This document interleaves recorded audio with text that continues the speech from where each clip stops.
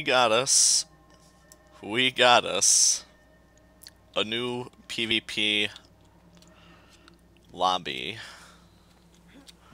This is really cool.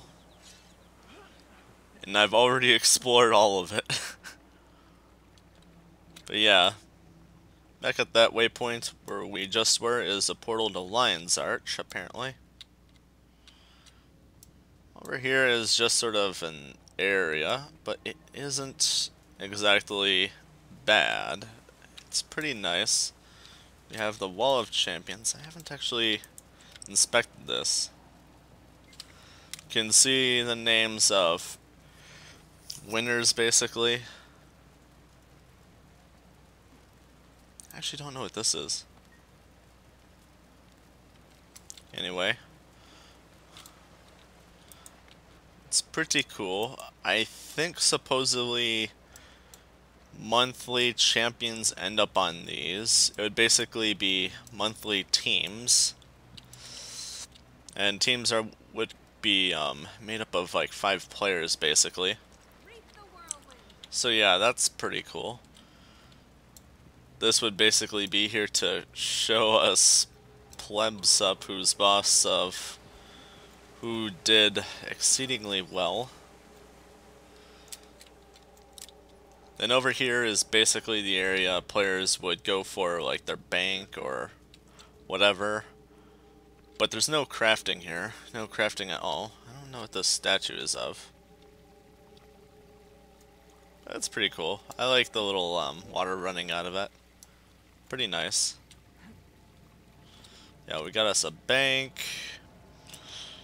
We got us an arena vendor and a PvP browser. Wait, what do you... This seems redundant. Because I have that button right there. Then this allows you to get these custom arena time tokens. I actually don't know what these do. I'm yet to really ever mess with these. But I'm sure there is a purpose. I want to say it probably takes account for your guild arena, but I kind of doubt it. See, Laurel Merchant, Black Lion Trading, local merchant, so like axes, pickaxes, salvaging, whatever.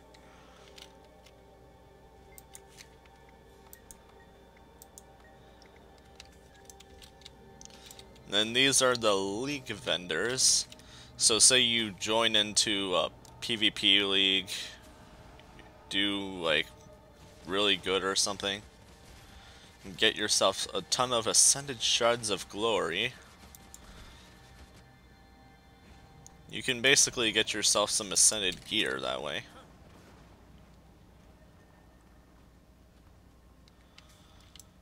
So yeah, there's some long-term decent stuff here. Could work your way towards the legendary backpack from PvP. At least I think that's the case. Oh, I didn't know about this. I could get myself an improved Trebuchet. Oh boy. That's a lot of shards of glory though. I might invest that in a different way. But yeah, you can also get mini llamas. What's this?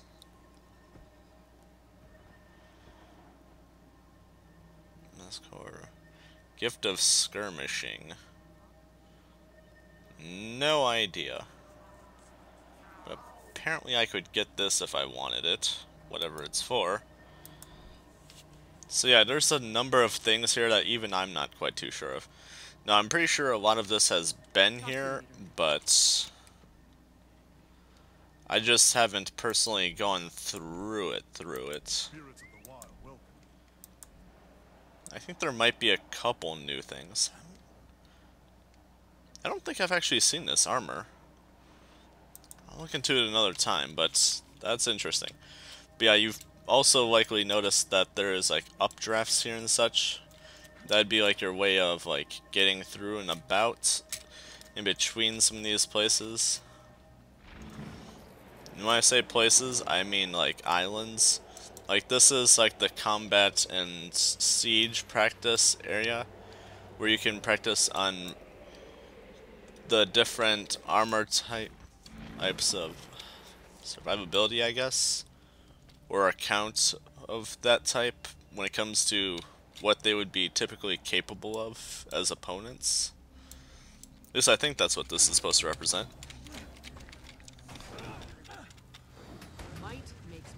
By the way, I'm likely just going to accidentally hit all of them by chance with this character.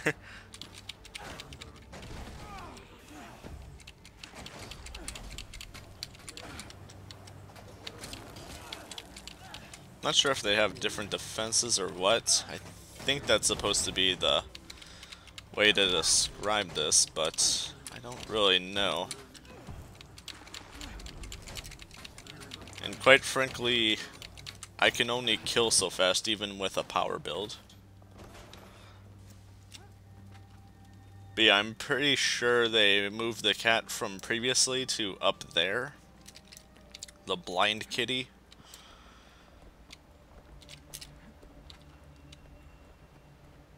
Not sure why there's so many of these golems about, but yeah, they're there. Not really that's a problem or anything, but yeah, you get to walk across a log, and over here is a cat on a bench. He's just chilling. Meow. What a good kitty. But moving on. Let's see. We have this person. And I guess they basically describe some of the things to be aware of. Okay, so to my understanding, that's a constant moving target dummy. Those are just still targets. I don't really get what the point is for those ones, but yeah, they're there. Yeah, he mentions a bit of like small advice that the typical player usually figures out, assuming they don't just run around as a Zerg all the time. Okay, this one is, I guess, a dodge practice sort of thing.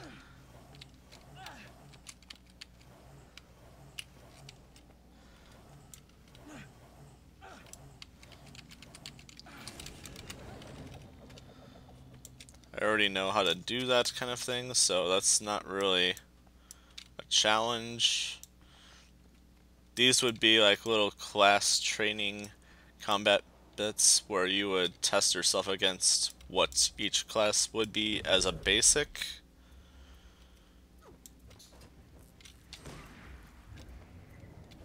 Necro, I believe, would be a lot of fear, a lot of chill, and a bit of like condition damage. Then Mesmer would be a lot of condition, would be some illusions, would be a number of movements. Elementalist would be a lot of movements and a lot of damage, and maybe like some bit of self-sustainability. Like, it really depends on how the Elementalist is spec'd, really, but I know apparently Bunker was once ideal for a build, where it was like health, defense, and healing, which was also supposedly once an ideal build arrangement for a druid. Let's see, Revenant, mostly a lot of skill usage and a lot of proper movements and timing. So that's a lot of what that's about. And it's a lot of making sure you don't use up all of your little magic here. Like, this is very important. Now, what this indicates is your rate of your magic returning to you. So let's say I use a skill. That usually uses up a bit of magic. Even this, I believe, uses up some small amount. But, yeah, that's roughly the main bit about that. This would be testing how far your attacks would reach or how many targets you can actually hit. I don't really know what that's about. Perhaps an opponent you can't knock down?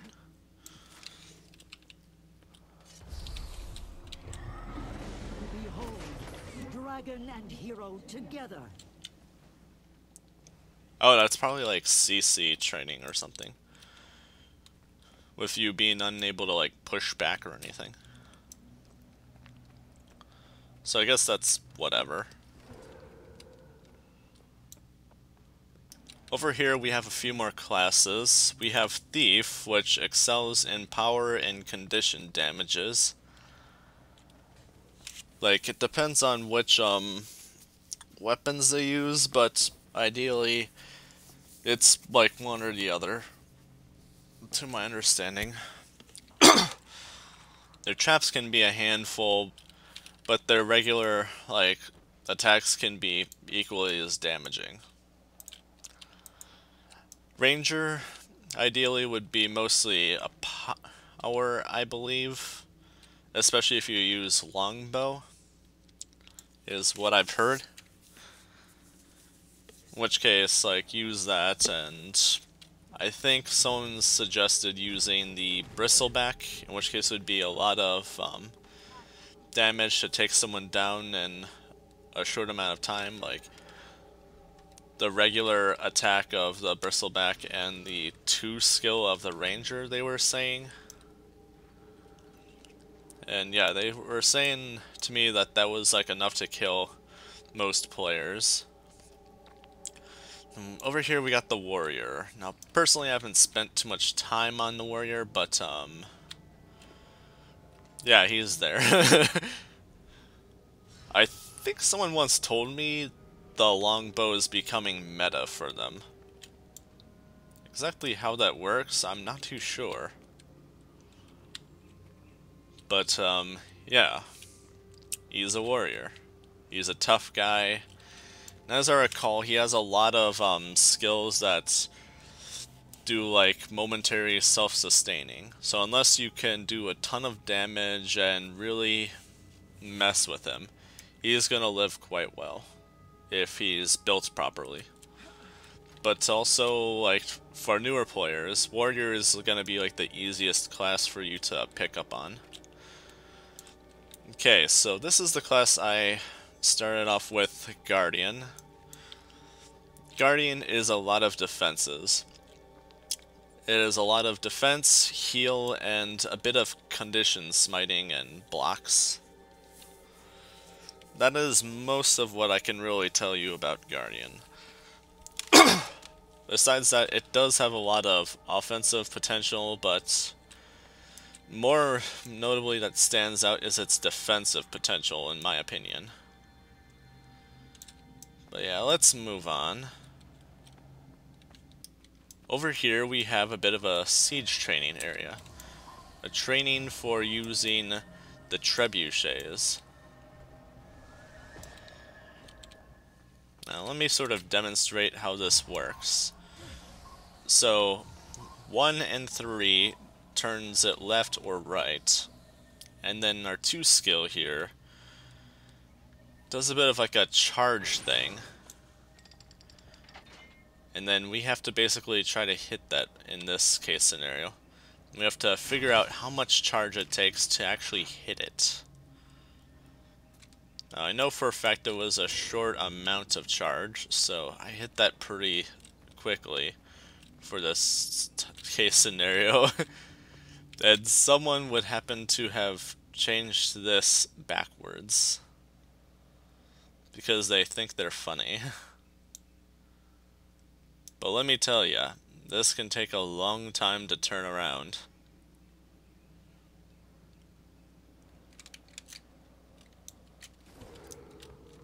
I gotta change my perspective if I plan on hitting anything with this.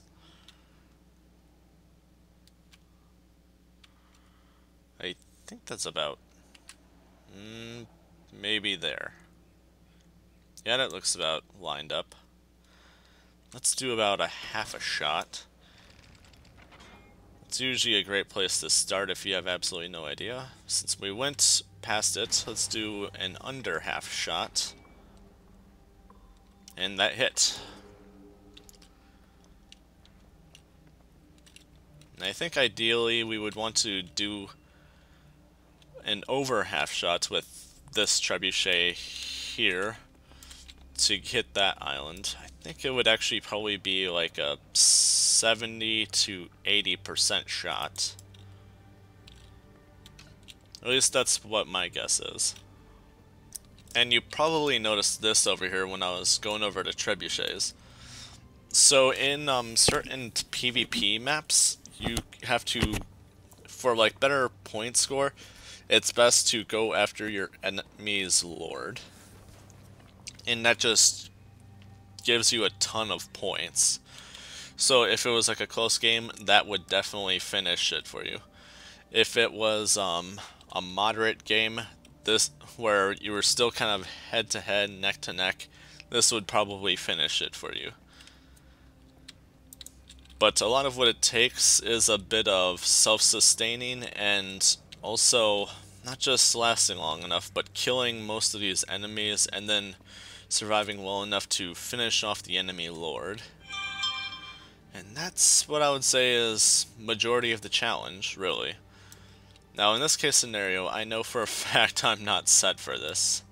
I am not built up properly to take on this many of these sorts of foes. Like, I could take one or two down, but the rest would probably finish me off if I didn't happen to kill off the casters soon enough.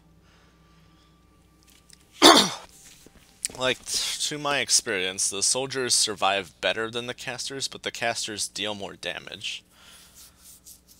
So it's like defense up front, damage in the back, and then like the big tougher thing in the very back wanting at you. So it's like, ideally you would want the casters killed first, you would want the soldiers killed second, and all this time you'd be running around like a chicken with its head cut off. And then you would want to, if you can, kill the enemy lord. That is my personal experience at this as a method, but if you have your own better way of doing it, then power to you on that, I guess. But yeah, once again, our way of getting around from island to island is, if we're not using the waypoints, it's gliding. And let me tell you, the gliding can take you a long way.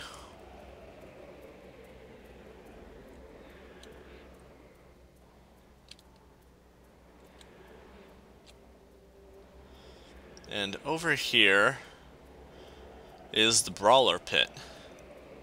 That's right, there's a Brawler Pit. I know some of you who've actually played this game might be excited about that.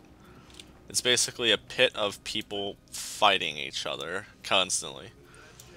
There's a waypoint over there. If you die, you can just go there. There's two ways you can enter this arena.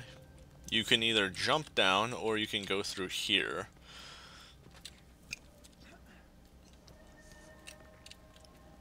You have the waypoint there.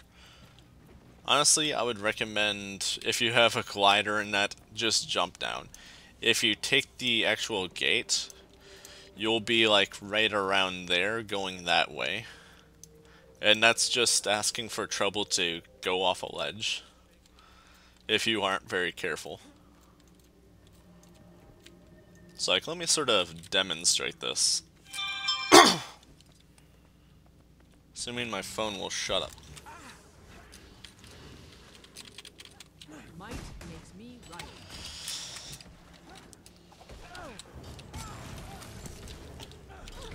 Nothing can bring me down.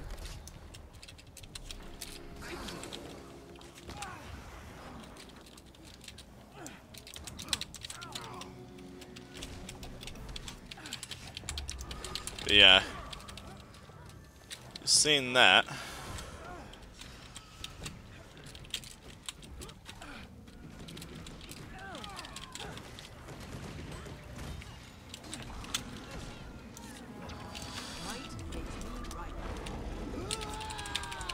So yeah, if you're careful enough, you could actually just knock someone off the ledge. But yeah, it is an absolute brawl pit. No one takes sides, everyone's just out to hit each other.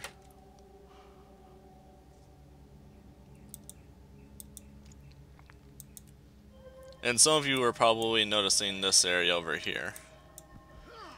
This is basically for the monthly league winners, I believe.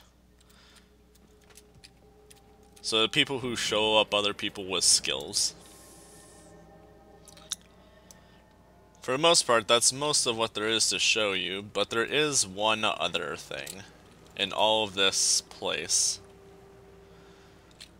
Well, besides all the little hidden llamas everywhere. Which are, by the way, very cool. There is a jumping puzzle here. It's not exactly a difficult one, but it is a jumping puzzle, and it there is a few doozy jumps. I will say that. The trick is to show no fear, and you'll get through it fine. It's really not that difficult, but if you're still a little new to the game, new to the mechanics and that, a few of the jumps might be problematic for you. Also worth noting, certain parts in the jumping puzzle you can use your glider in, but I wouldn't recommend doing it too much. Let's see, right here we want to go about here. Then we want to go up this side. The other way is just goes nowhere.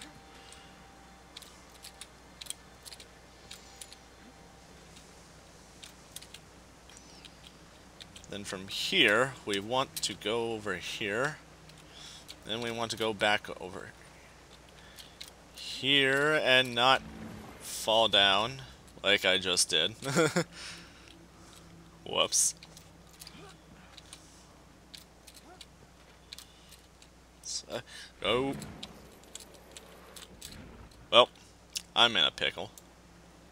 So this jump is a bit of a wall hugging jump. You're basically up onto this, then you jump across like that.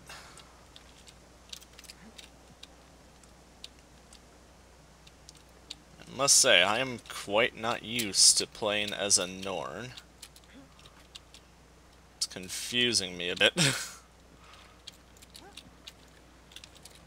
Yeah, I would say this is a lot of the difficult parts. And we got another llama up here. Up higher isn't worth anything, really. I mean, you could always just use it just to get on top of this, but that's not really worth a whole lot. Okay, then we want to jump over here. And I accidentally used my glider.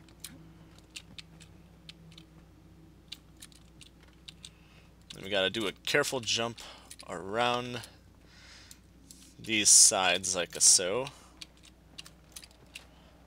Maybe a few little climbing jumps for safety. A little reassurance. While we just sort of continue onward.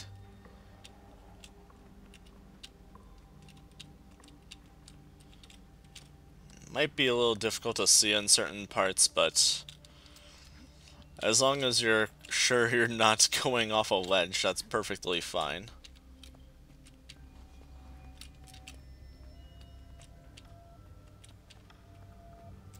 And here is the very tippy top. It's got a Lost Lavish Llama up top. And a chest.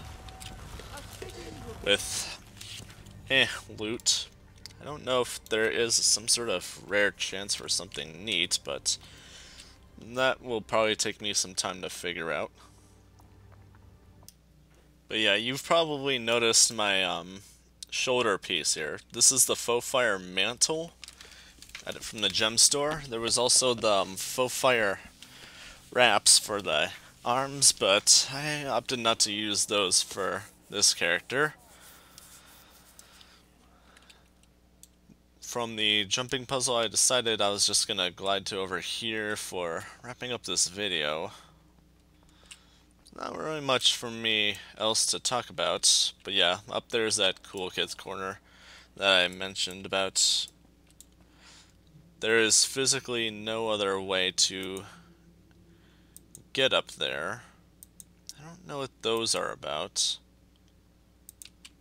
I'd like to think they have to do with this, but I don't actually know. But yeah, winners basically get a pass that takes them up into this area. Don't know where they actually enter from.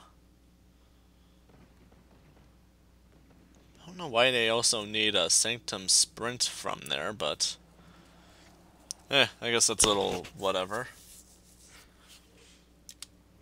Yeah, this is basically the whole map for the new lobby. Yeah, thank you so much for watching. If you have any questions, feel free to ask them down below.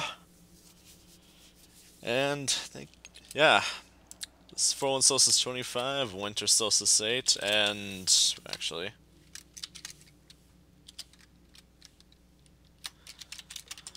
have yourself a great day. Bye bye.